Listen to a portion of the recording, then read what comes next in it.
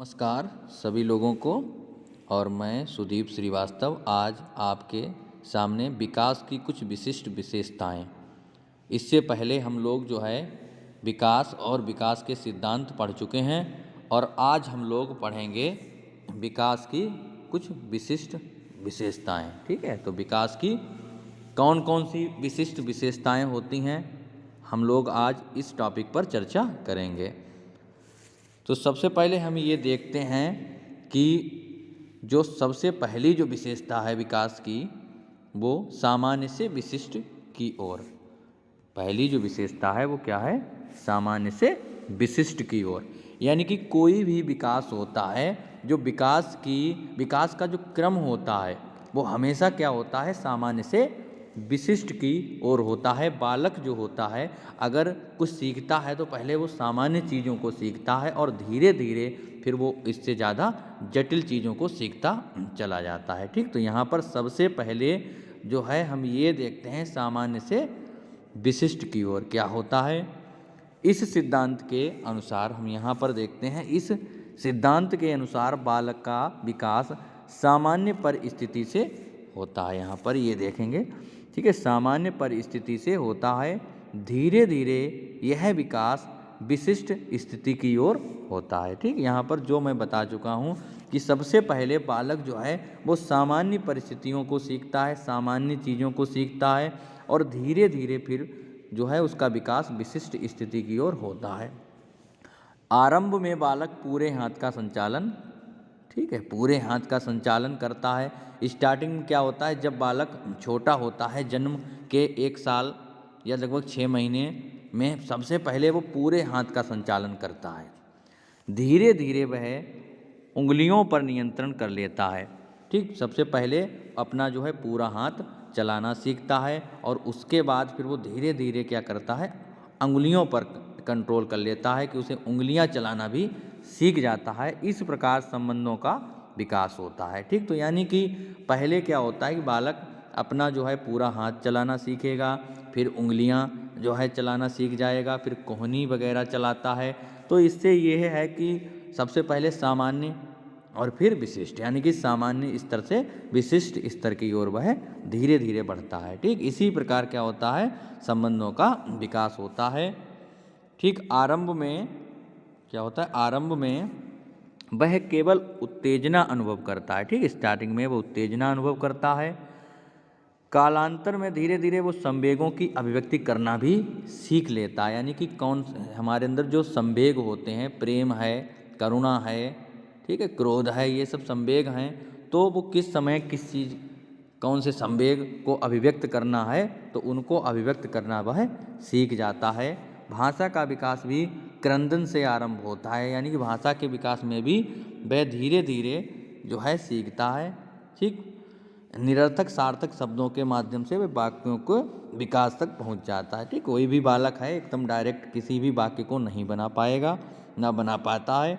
सबसे पहले वह निरर्थक सार्थक शब्द जो होते हैं, मान लीजिए उसने कहा पा, फिर उसने कहा पा, तो इस तरीके से फिर जोड़ के बन गया पापा, ठीक, माँ। तो बालक अपने आप स्वतः ही निरर्थक इन शब्दों का उच्चारण करता रहता है, इनको बोलता रहता है और अंत में उससे एक वाक्य का निर्माण हो जाता है। ठीक, तो ये पहली विशेषता हो गई सामान्य से विशिष्ट की ओर। ठीक, दूसरी विशेषता के बारे में देखते हैं। दूसरी विशेषता जो है मस्तकोदमुखी सिद्धांत। मस्तकोदमुखी सिद्धांत, इसका क्या जो है मतलब होता है, इस मत के अनुयायियों का कथन है कि विकास की क्रिया का आरंभ सिर से होता है। यानी कि जो दार्शनिक हैं उनका ये मानना है कि जब बालक का जो विकास होता है तो पहले उसमें सिर का विकास होता है, उसके हेड का विकास होता है।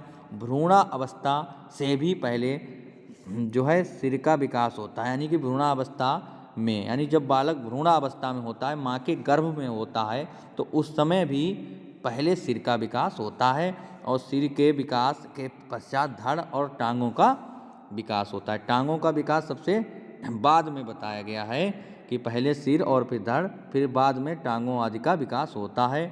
जन्म के पश्चात भी पहले बालक अपने सिर को इधर उधर घुमाता है। ठीक, यानी कि जन्म होने के बाद भी बालक सबसे पहले क्या करता है, अपने सिर को इधर उधर घुमाता है, उसे ऊपर उठाने का जो है प्रयत्न करता है। बैठने तथा चलने की प्रक्रिया वह बाद में करता है। ठीक, यानी पहले क्या करता है, आपने देखा होगा 3 महीने का बच्चा, ठीक है, 2.5-3 महीने का जो बालक हो जाता है, तो सबसे पहले वह क्या करता है, उसे कोई भी आहट या कुछ सुनाई देता है तो सबसे पहले वो अपने सिर को दाएं और बाएं घुमाना सीखता है, उठाने का प्रयास करता है। उसके बाद जो है वो क्या करता है, बैठने और चलने की प्रक्रिया बाद में स्टार्ट होती है। ठीक, यह जो है सिद्धांत शारीरिक विकास की प्रक्रिया पर भी आधारित है कि शारीरिक विकास बालक में किस प्रकार से होता है। ठीक, अगला है निकट दूर सिद्धांत। ठीक, इसका मतलब इस मत के मानने वालों का कहना है कि विकास का केंद्र बिंदु स्नायु मंडल होता है। पहले स्नायु मंडल का विकास होता है, इसके पश्चात स्नायु मंडल के निकट के भागों का विकास, जैसे मान लीजिए स्नायु मंडल के पास जो है फिर हृदय, छाती, कोहनी आदि। ठीक, इसके बाद जो होता है जो है उंगलियों का आदि का विकास होता है। ठीक, तो निकट और दूर सिद्धांत। फिर संगठित प्रक्रिया, अगला क्या है, अगला है संगठित प्रक्रिया। संगठित प्रक्रिया में क्या होता है, यूनिफाइड प्रोसेस में बालक के विकास से अभिप्राय केवल शारीरिक विकास से नहीं है, शारीरिक विकास के साथ साथ मानसिक विकास, संवेगात्मक, सामाजिक विकास भी होने से व्यक्तित्व में पूर्णता आती है। ऐसा नहीं केवल बालक बड़ा हो गया उसका शारीरिक विकास हो रहा, उसके हाथ पैर और उसके शरीर की बनावट में परिवर्तन हो रहा है। ठीक, ऐसा नहीं, इसके साथ साथ उसका मानसिक है, संवेगात्मक है, सामाजिक विकास होने से भी व्यक्तित्व में पूर्णता आती है। जब वो शारीरिक रूप के साथ साथ मानसिक रूप से भी मजबूत होगा तब जाकर के उसके व्यक्तित्व में पूर्णता आएगी। इसलिए ओल्सन और हुज ने जैविकीय आयु का विचार विकसित किया और गेनिस्टिक जो है सिद्धांत इन्होंने बताया। इस विचार के अनुसार शारीरिक दृष्टि से कोई बालक 8 वर्ष का है तो वह मानसिक दृष्टि से 12 वर्ष का हो सकता है। यानी कि बालक का जो शारीरिक विकास और मानसिक विकास दोनों अलग अलग होते हैं। ऐसा नहीं कि कोई बालक जो है, मान लीजिए कोई बालक 8 वर्ष का है तो इसका ये मतलब नहीं कि उसका, ये मान लीजिए उसका शारीरिक विकास हो गया तो इसका ये मतलब नहीं कि उसका मानसिक विकास भी इतना ही हो। उसका मानसिक विकास 9 वर्ष हो सकता है, 10 वर्ष हो सकता है, 7 वर्ष हो सकता है, यानी कि इससे कम हो सकता है। अब हम ये चीज़ कैसे सीखेंगे, आपने देखा होगा कि कोई भी बालक कक्षा 10 का बच्चा है, कक्षा 10 का बालक है और वह कक्षा 12 के बच्चों की किताबों को पढ़ लेता है, सवाल लगा लेता है, तो इसका मतलब है कि जैसे कक्षा 10 के बच्चों की जो मैक्सिमम एज है वो कितनी है, 14 वर्ष होती है, और जो कक्षा 12 12th के बच्चे हैं उनकी एज मान लीजिए 16 वर्ष होती है, 16 वर्ष होती है।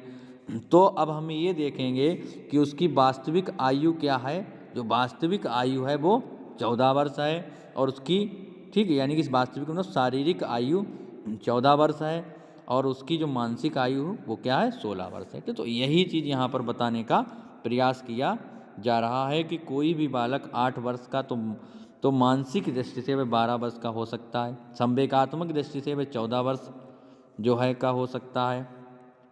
ठीक, अतः विकास की आयु की किसी एक सीमा में विकास को जो है, विकास की जो उम्र है, आयु है, उसको किसी एक सीमा में नहीं बांधा जा सकता है, वह तो एक संगठित प्रक्रिया है। ठीक, इसीलिए ये बताया गया है ये संगठित प्रक्रिया है। भिन्नता का सिद्धांत, ये भिन्नता का सिद्धांत, विकास की गति समान नहीं होती है, यह गति जीवन पर्यंत चलती रहती है। कोई विकास जो होता है होता तो जीवन पर्यंत है, लेकिन उसकी जो गति होती है वो एक निश्चित नहीं होती है। वो क्या होती है, किसी अवस्था में ज़्यादा और किसी अवस्था में कम होती रहती है। जैसे कि शैशव में तीव्र होती है, शैशवावस्था में बालक की जो गति होती है वो तीव्र गति होती है, शैशवावस्था में बालक की गति तीव्र होती है, बाल्यावस्था में क्या हो जाता है, धीमी हो जाती है, और किशोरावस्था में पुनः ये तीव्र हो जाती है, और इस तरीके से ये चलती रहती है। लड़कों और लड़कियों का विकास भी समान ढंग से नहीं होता है। ठीक, पहले लड़कियों का विकास तीव्र होता है, पता चला फिर लड़कों का विकास तीव्र हो गया, लड़कियों का उसी उम्र की लड़कियों का विकास कम और लड़कों का तीव्र गति से, ये भी बदलता रहता है। सतत प्रक्रिया, सतत प्रक्रिया का मतलब है विकास की जो प्रक्रिया है वो ऐसा नहीं रुक जाए, उसको लगातार चलना है, रुक नहीं सकती है। तो वही चीज़ यहाँ पर बताई गई है कि विकास की जो प्रक्रिया है वह गर्भाधान से मृत्यु पर्यंत तक चलती रहती है। यह सच है कि यह सतत प्रक्रिया है जिससे प्रत्येक प्राणी को गुजरना पड़ता है। ठीक है, यानी कि विकास की प्रक्रिया ये लगातार चलती रहती है। व्यवहार का आधार प्रतिक्षण बदलता रहता है और व्यवहार परिवर्तन से ही विकास की गति की पहचान की जाती है। ठीक, तो सतत प्रक्रिया है, विकास की प्रक्रिया एक सतत प्रक्रिया है। विकास प्रक्रिया के समान प्रारूप क्या है? इस मत के मानने वालों का कथन है कि समान प्रजाति में, ठीक, जो एक प्रकार की प्रजाति है, विकास की गति समान प्रारूपों से प्रभावित होती है। मनुष्य चाहे अमेरिका में पैदा हुआ हो या भारत में, उसका शारीरिक, मानसिक, संवेगात्मक, भाषा आदि का विकास अन्य व्यक्तियों के समान, यानी कि कोई भी एक जाति है तो उसमें जो होता है समान विकास होता है। विकास का जो क्रम है वो समान है। अगर मनुष्य, पूरी मनुष्य प्रजाति है तो मनुष्य प्रजाति वो किसी भी देश में रहता हो, किसी भी जगह, कहीं भी, किसी प्रकार की क्लाइमेट में रहता हो, हाँ, ये थोड़ा प्रभावित हो सकता है कि कम और ज़्यादा हो जाए, वो अलग चीज़ है, लेकिन जो क्रम है वो एक समान, प्रारूप जो है वो पैटर्न नहीं चेंज होगा, पैटर्न जो है वो सेम रहेगा। ठीक, तो ये विकास की कुछ विशिष्ट विशेषताएं थीं, ये हम लोगों ने सीखी। ठीक है, इसके बाद क्या है कि हम विकास की अध्ययन विधियाँ, विकास की कुछ अध्ययन विधियाँ हैं, methods of study and development. अध्ययन विधियों में किसी भी विज्ञान की समस्याओं का अध्ययन करने के लिए कुछ विधियों या प्रविधियों, ठीक है, प्रविधियों का सहारा लेना पड़ता है। ठीक, यानी कि विकास की जो विधियां हैं, यहाँ पर विधियां और प्रविधियां दोष रहित होनी चाहिए, यानी कि कैसी होनी चाहिए, उनमें कोई दोष नहीं होना चाहिए। इससे प्राप्त परिणाम वैध तथा विश्वसनीय होते हैं। अगर इसकी विधियां जो हैं वो हमारी जो है अगर दोषयुक्त होंगी तो सीधी सी बात है कि परिणाम भी हमारे सार्थक प्राप्त नहीं होंगे, परिणाम कहीं न कहीं वो विश्वसनीय नहीं होंगे। ठीक, तो बाल विकास का अध्ययन करने के लिए अनेक विधियां हैं, इनमें प्रमुख निम्न हैं। ठीक, तो कौन कौन सी विधियां हैं देखते हैं। विकास के सिद्धांत में जीवन वृत्तांत विधि एक पहली विधि है, जीवन वृत्तांत विधि। इस विधि में बालकों के जीवन क्रम का लेखा जोखा सतर्कता पूर्वक एकत्र किया जाता है। ठीक, यानी ये जो विधि है जीवन वृत्तांत विधि, बालक के जन्म के समय से होने वाली अनेक घटनाओं का अंकन किया जाता है। बालक की सहज क्रिया, ज्ञानात्मक और क्रियात्मक प्रतिक्रियाओं का अध्ययन भी इस विधि के अंतर्गत किया जाता है। माता पिता, अभिभावक तथा संबंधियों से बालक के विषय में सूचनाएं प्राप्त की जाती हैं। ये विधि बहुत पुरानी है। टाइडमैन ने सर्वप्रथम इस विधि का प्रयोग वर्ष 1787 में किया था। ठीक, ये ध्यान रखने योग्य बात है यहाँ पर कि जो है जीवन वृत्तांत विधि ये टाइडमैन ने बताई थी। कब? सर्वप्रथम इस विधि का प्रयोग 1787 में किया था। ठीक, इस चीज़ को ध्यान रखना। इसके बाद वर्ष 1885 में प्रियर ने जर्मनी में इस विधि का प्रयोग किया था। ये भी ध्यान रखना, प्रियर ने जर्मनी में इस विधि का प्रयोग किया था। इस विधि का पूर्ण उल्लेख प्रियर ने अपनी पुस्तक, इनकी पुस्तक का जो नाम था the mind of the child में किया। ठीक, यानी कि द माइंड ऑफ चाइल्ड में किया। सीन तथा वैलेंटीन इनका नाम है, ने अमेरिका तथा इंग्लैंड में इस विधि का प्रयोग किया था। सीन और वैलेंटीन ने अमेरिका और इंग्लैंड में इस विधि का प्रयोग किया था। ठीक, यह विधि बहुत उपयोगी सिद्ध हुई है। इसमें क्या होता है कि बालक के विकास का क्रमबद्ध विवरण प्राप्त होता है। यह विधि सरल और सुगम है। इस विधि में कुछ दोष भी हैं जो इस प्रकार हैं। ठीक, तो पहली जीवन वृत्तांत विधि बहुत अच्छी विधि बताई गई है, पुरानी विधि बताई गई है। टाइडमैन ने इसे सर्वप्रथम 1787 में इसका प्रयोग किया था। फिर 1885 में प्रियर ने जर्मनी में इसका प्रयोग किया। इसका पूरा उल्लेख जो है एक पुस्तक है प्रियर की, the mind of the child, उसमें मिलता है। सीन और वैलेंटीन इन्होंने अमेरिका और इंग्लैंड में इस विधि का प्रयोग किया। यह विधि बहुत उपयोगी है, लेकिन इसमें जो है कुछ कमियां भी बताई गई हैं कि इसके कुछ दोष भी हैं। दोष क्या हैं? मान लीजिए पहला यहाँ पर ये दोष बताया गया है, माता पिता प्रायः अपने बच्चों के विषय में गलत सूचनाएं देते हैं। ठीक, माता पिता आप जब सूचनाएं ही गलत देंगे तो हम इस विधि का विश्वसनीय परिणाम नहीं निकाल पाएंगे। जीवन की घटनाओं का संकलन करने में कोई निश्चित योजना नहीं अपनाई जाती। जीवन की जो घटनाएं होती हैं उनका संकलन करने में कोई निश्चित योजना नहीं अपनाई जाती है। संकलित घटनाओं में यदि तथ्य दूषित हों तो उनसे प्राप्त परिणामों में वैधता और विश्वसनीयता नहीं आती। वही बात है यहाँ पर कि जब हमारे पास साक्ष्य ही सही नहीं होंगे तो उसका परिणाम भी गलत आ सकता है। जीवन वृत्तांत विधि के इन दोषों को सतर्कता बरत कर किया जा सकता है, यानी कि इन दोषों में अगर सतर्क रहेंगे तो इनके दोषों को दूर किया जा सकता है। दूसरी है आत्मनिष्ठ आकलन विधि। बालकों के व्यक्तित्व का अध्ययन करने के लिए इस विधि का प्रयोग किया जाता है। ठीक, किसका? व्यक्तित्व का अध्ययन करने के लिए इस विधि का प्रयोग किया जाता है। ध्यान रखना कि बालकों के व्यक्तित्व का अध्ययन करने के लिए इस विधि का जो है प्रयोग किया जाता है। इस विधि का प्रयोग कहाँ किया जाता है? बालकों के जो है व्यक्तित्व का अध्ययन करने के लिए इसका प्रयोग किया जाता है। इसके अंतर्गत बालक के अनौपचारिक व्यवहार का अध्ययन किया जाता है। ये विधि जो होती है ये विधि अभियांत्रिक है। इस विधि में अनेक बातें बालकों के विषय में पता चलती हैं। इन बातों और तथ्यों में अनेक उपयोगी भी होती हैं। बालक जो कुछ भी कहता है करता है उनमें उसका व्यक्तित्व निहित होता है। ठीक, यानी बालक जो कहता है करता है तो उसमें उसका व्यक्तित्व निहित होता है। जो बालक साहित्य पढ़ने में रुचि लेते हैं उनमें साहित्यकार बनने की संभावनाएं विकसित हो सकती हैं। यानी कि इसके आधार पर हम ये जो है कह सकते हैं कि बालक आगे चलकर क्या बनेगा। कुछ बालक ऐसे हैं जो अपना स्वयं अपना ही चिंतन करते रहते हैं, तो ये सोचते हैं कि ये आगे चलकर लेखक बनेंगे। कुछ बालक जो होते हैं देखते हैं कि वो मैकेनिकल चीज़ों में ज़्यादा रुचि लेते हैं, सोचते हैं ये इंजीनियर बनेंगे। इस आधार पर बालक का जो है आगे क्या बनेगा उसके व्यक्तित्व का निश्चय किया जा सकता है। यह विधि जो होती है वो कैसी है? अत्यंत सरल विधि है। इस विधि से प्राप्त सूचनाएं जो है अन्य विधियों से प्राप्त सूचनाओं के साथ तुलना करने में उपयोगी सिद्ध हुई हैं। साथ ही इस विधि को पूर्ण रूप से आत्मनिष्ठ भी माना जाता है, क्योंकि इससे प्राप्त परिणामों का विश्लेषण भी प्रयोगकर्ता आत्मनिष्ठता के साथ करता है। ठीक, तो ये आत्मनिष्ठ आकलन विधि थी। अब तीसरी है नियंत्रित निरीक्षण विधि। ये विधि बालक के निजी व्यवहार का आकलन करने में सहायक होती है। ठीक, ये जो नियंत्रित निरीक्षण विधि कंट्रोल्ड ऑब्जर्वेशन, ये विधि बालक के निजी व्यवहार को आकलन करने में सहायक होती है।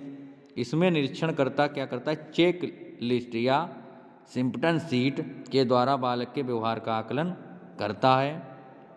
ये विधि भी अनेक प्रविधियों में से प्रमुख है। ठीक, इस प्रकार है। परिस्थिति विश्लेषण, विभिन्न परिस्थितियों में घटने वाले बालक के व्यवहार का अध्ययन इस विधि द्वारा किया जाता है। ठीक, विभिन्न परिस्थितियों में घटने वाले बालक के व्यवहार का अध्ययन किया जाता है। माता पिता, शिक्षक, साथी, समुदाय आदि सभी पक्षों के साथ बालक के व्यवहार में क्यों भिन्नता पाई जाती है, इस बात की जानकारी भी और परिस्थिति का विश्लेषण करने से होती है, जिनमें जो है निर्दिष्ट व्यवहार किया जाता है। ठीक, सामुदायिक सर्वेक्षण, इस विधि द्वारा किसी समुदाय में रहने वाले बालकों का अध्ययन किया जाता है।